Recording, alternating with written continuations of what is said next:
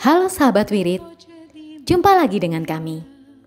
Terima kasih atas dukungannya untuk channel ini.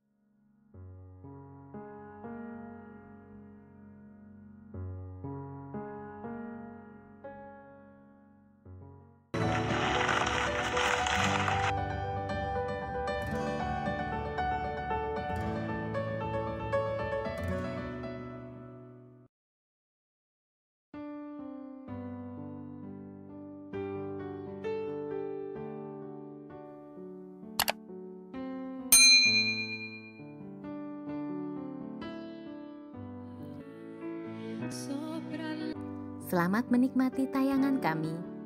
Tuhan memberkati. Jangan lupa subscribe, like, share, dan komen. Karena dukungan dari sahabat Wirid bisa menambah semangat kami. Terima kasih. Demi nama Bapa dan Putra dan Roh Kudus. Amin. Datanglah ya Roh Kudus, datanglah dengan kekuatan hati Santa Perawan Maria yang tidak bernoda mempelaimu yang terkasih. Datanglah, bimbinglah kami, hiburlah kami. Katakan pada kami apa yang harus kami lakukan, dan bantulah kami memahami kehendak Tuhan dalam hidup kami melalui firman-firman yang kami dengar hari ini. Amin.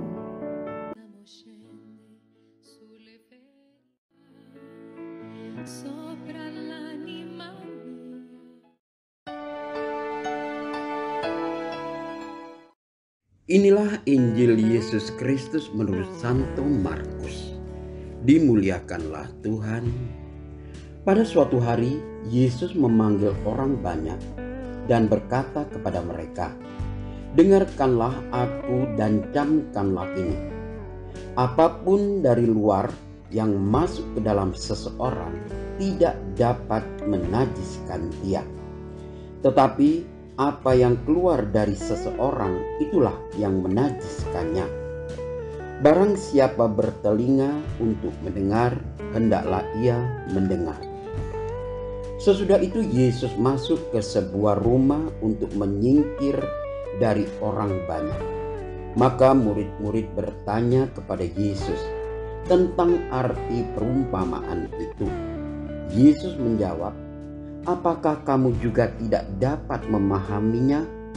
Camkanlah, segala sesuatu yang dari luar masuk ke dalam seseorang tidak dapat menajiskan dia, karena tidak masuk ke dalam hati, tetapi ke dalam perutnya, lalu dibuang ke jamban." Dengan demikian Yesus menyatakan sebuah makanan halal.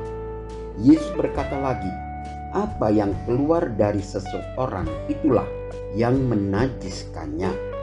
Sebab dari dalam hati orang timbul segala pikiran jahat, percabulan, pencurian, pembunuhan, perzinahan, keserakahan, kejahatan, kelicikan, hawa nafsu, iri hati, hujat, kesombongan, kebebalan. Semua hal jahat ini timbul dari dalam dan menajiskan orang. Demikianlah sabda Tuhan. Terpujilah Kristus. Jangan lupa subscribe, like, share, dan komen. Karena dukungan dari sahabat Wirid bisa menambah semangat kami. Terima kasih.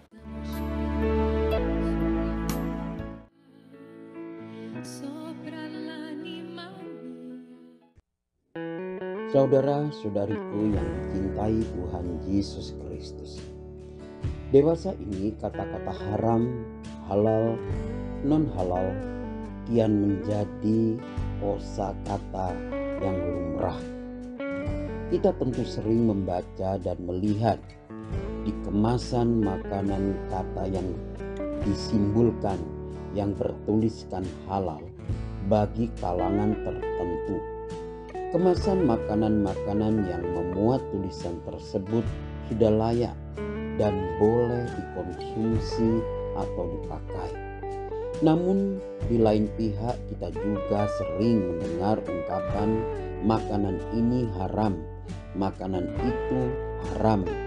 Kita juga sering melihat kata itu tertulis di tempat-tempat tertentu. Larangan-larangan itu sebenarnya oleh kelompok tertentu dibuat dengan maksud dan tujuan yang baik, yaitu sebagai sarana untuk mengarahkan setiap orang agar semakin dekat kepada Tuhan. Orang Yahudi sebagaimana dilukiskan dalam Perjanjian Lama memiliki subjek daftar makanan dan minuman yang tidak boleh diminum atau dimakan, soal halal dan haram. Dalam tradisi Yahudi memiliki alasan kesehatan, tetapi sekaligus menjaga disiplin diri dan memelihara lingkungan yang dipandang sakral atau tidak. Namun tujuan utama adalah agar seorang kian dekat dengan Tuhan dan mengalami keselamatannya. Namun jika makanan halal dan haram hanya dari kacamata dilarang oleh agama karena tertulis dalam hukum, maka kita gampang jatuh ke dalam formalisme agama yang mengajarkan bahwa keselamatan seorang tergantung dari kepatuhannya pada formal. Bentuk dan hukum yang tertulis, cara mengerti keagamaan, demikian agaknya terlalu naif dan sempit, karena pengertian yang semacam itu sama sekali tidak menyentuh salah satu bagian yang terpenting dalam diri manusia, yaitu hati. Bagi Yesus, hal utama dalam hidup keagamaan adalah hati manusia. Hati adalah tempat terdalam di mana segala sesuatu yang baik dan tidak baik bersumber dari hati. Dengan tegas Yesus mengajarkan bahwa yang menentukan haram dan halalnya suatu makanan atau pakaian atau apapun yang ada dalam hati manusia bukan yang masuk dalam tubuh yang menajiskan. Yang menajiskan itu yang keluar dari hati dalam tradisi tertentu merupakan kunci dari segalanya. Maka tak jarang kita melihat dan berjumpa dengan orang-orang bijaksana yang rendah hati.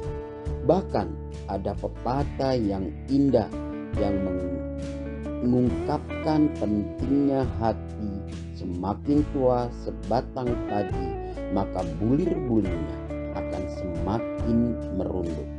Hal ini menunjukkan bahwa hati menjadi bagian yang sungguh sangat penting bagi hidup manusia.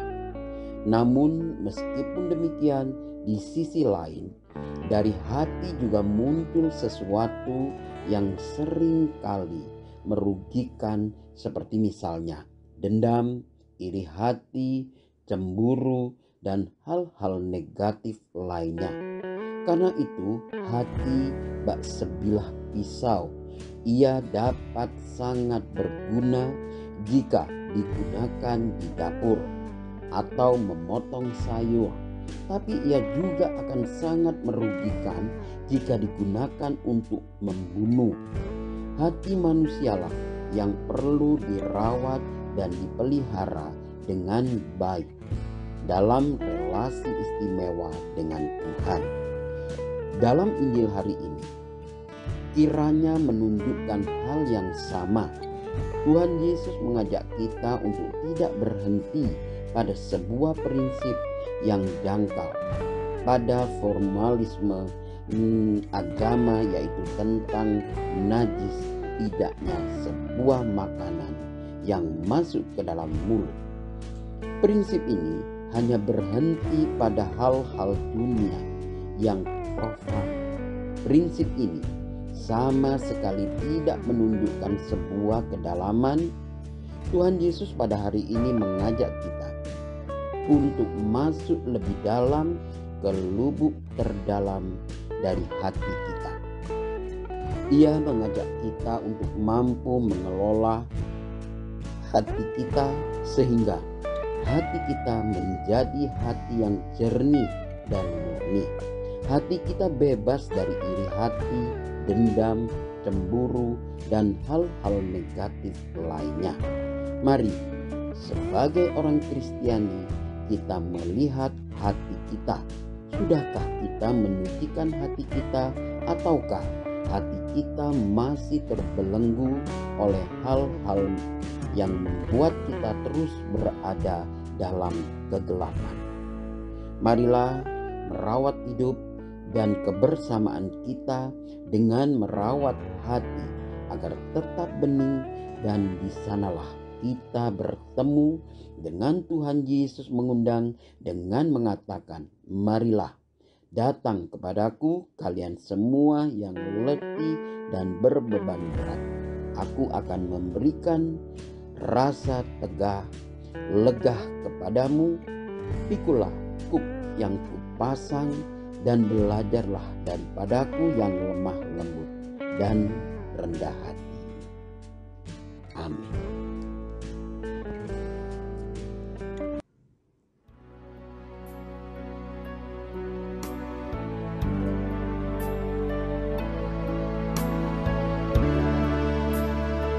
Jangan lupa subscribe, like, share, dan komen. Karena dukungan dari sahabat Wirid bisa menambah semangat kami.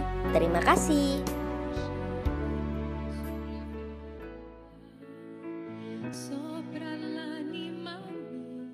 Doa dalam masa pandemi bersama Paus Fransiskus. Kami datang ke dalam rengkuhan tangan-Mu, O Bunda Allah yang tersuci. Dalam situasi genting ketika seluruh dunia terhimpit oleh penderitaan dan kecemasan, kami menghadap-Mu, Bunda Allah dan Bunda kami, dan mencari perlindungan di bawah naungan-Mu. O Perawan Maria, di tengah pandemi ini arahkanlah pandangan-Mu yang penuh belas kasih kepada kami. Hiburlah setiap pribadi yang berada di ambang keputusasaan dan sedang meratapi kepergian orang-orang yang mereka cintai, yang terkadang dimakamkan dengan cara yang mendukakan hati. Tinggallah dan teguhkanlah mereka yang memedulikan keadaan orang-orang terkasih yang sedang sakit, namun tidak bisa berada dekat dengan mereka demi mencegah penyebaran virus ini. Penuhilah dengan harapan mereka yang terombang-ambing oleh deru kecemasan pada masa depan dan dampaknya bagi perekonomian serta pekerjaan. Bunda Allah dan Bunda kami, doakanlah kami kepada Allah Bapa yang penuh belas kasih agar masa sulit penuh rasa cemas ini dapat berakhir, dan semoga fajar harapan serta ketenangan boleh kembali menyinsil. Ya Bunda, seperti yang telah Engkau lakukan di Kana, mohonkanlah kepada Putra Ilahi-Mu rahmat penghiburan bagi keluarga dari yang sakit dan setiap orang yang sedang menderita sakit.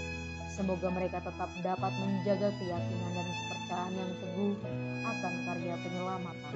Lindungilah para dokter, perawat, petugas kesehatan, dan para relawan yang berada di terdepan situasi genting ini dan yang sedang mempertaruhkan hidup mereka guna menyelamatkan banyak orang.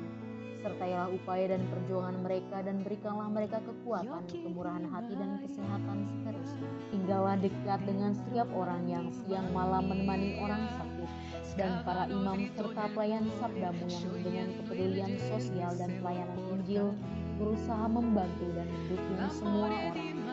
O Perawan yang terberkati, terangilah pikiran, perasaan, dan kehendak dari setiap pribadi yang terlibat dalam penelitian ilmiah, agar mereka dapat menemukan solusi efektif guna mengatasi virus ini. Dampingilah para pemimpin bangsa agar mereka dapat menjalankan tugas dan tanggung jawabnya dengan penuh kebijaksanaan, perhatian dan kemurahan hati, terutama untuk membantu orang-orang yang berkekurangan, serta dapat menemukan solusi dalam menangani permasalahan sosial ekonomi dalam semangat solidaritas demi masa depan. Maria yang tersuci, gerakanlah nurani setiap pihak yang terkait sehingga dana besar yang diinvestasikan untuk mengembangkan dan menumpuk senjata dapat dialihkan secara efektif untuk meningkatkan penelitian dan pencegahan terjadinya tragedi serupa di masa depan.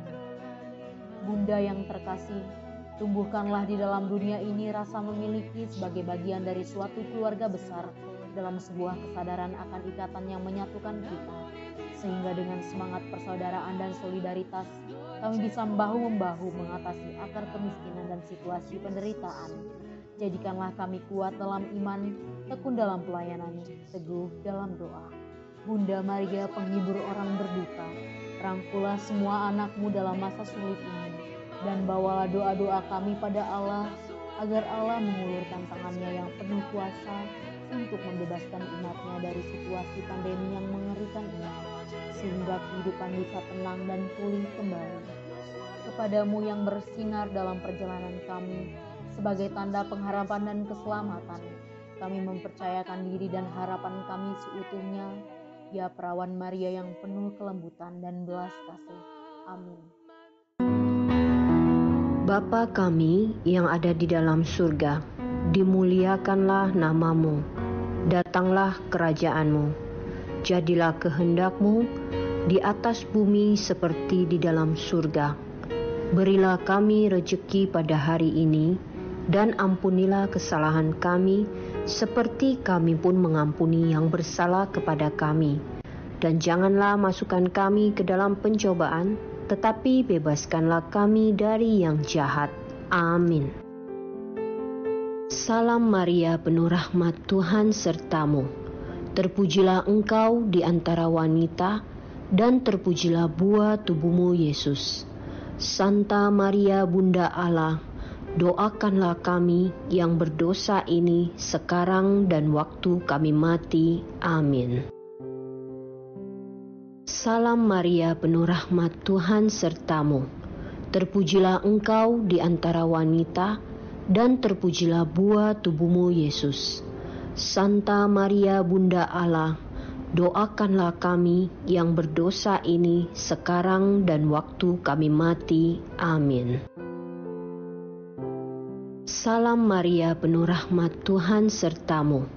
Terpujilah engkau di antara wanita, dan terpujilah buah tubuhmu, Yesus. Santa Maria, Bunda Allah, doakanlah kami yang berdosa ini sekarang dan waktu kami mati. Amin. Kemuliaan kepada Bapa, Putra, dan Roh Kudus, seperti pada permulaan, sekarang, selalu, dan sepanjang segala abad. Amin.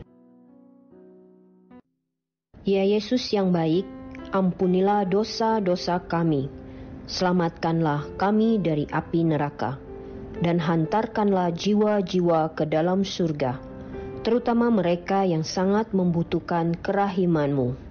Amin.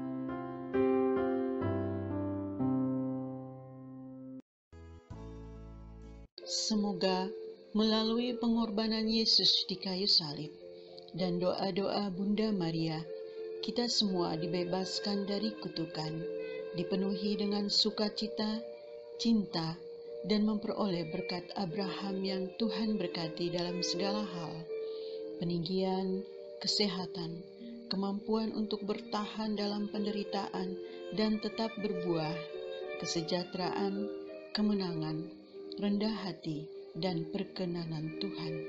Amin. Saudara-saudari, para sahabat Wirid Traveling with Jesus, marilah kita memohon berkat Tuhan untuk kita semua. Tuhan sertamu dan sertamu juga. Semoga saudara-saudari, sanak keluargamu, usaha-usaha, pekerjaan-pekerjaan, kesehatan dan imanmu senantiasa dilindungi, dan diberkati oleh Allah yang Maha Kuasa, Bapa, Putra, dan Roh Kudus. Semoga Tuhan selalu menyertai kita. Syukur kepada Allah. Amin. Demikian bacaan hari ini. Terima kasih sudah menonton. Jangan lupa subscribe, like kami di Facebook, dan follow kami di Instagram. Wirid Traveling with Jesus. Sampai jumpa lagi di video selanjutnya.